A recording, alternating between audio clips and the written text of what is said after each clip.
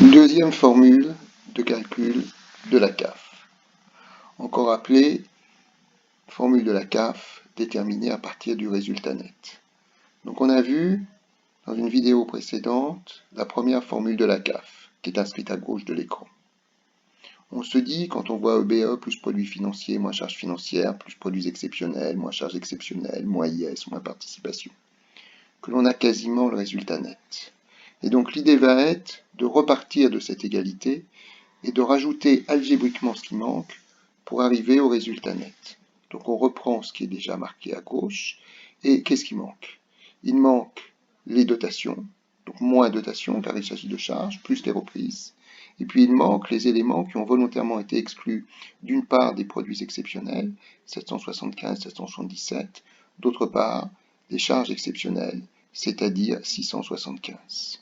Alors, on a le droit de rajouter algébriquement des éléments à gauche du signe égal, à condition d'en faire autant à droite. Ce qui veut dire qu'à la CAF, on va ajouter algébriquement moins dotation plus reprise, et bien évidemment plus 775, plus 777, moins 675.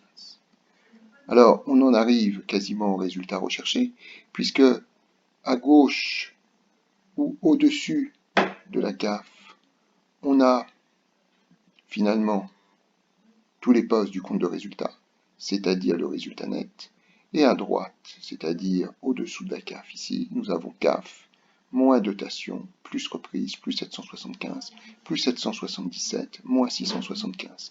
Si nous isolons la CAF, c'est-à-dire si nous faisons passer à droite du signe égal, moins dotation, plus reprise, plus 775, plus 777, moins 675, nous avons donc CAF égale résultat net, plus dotation, moins reprise, moins 775, moins 777, plus 675.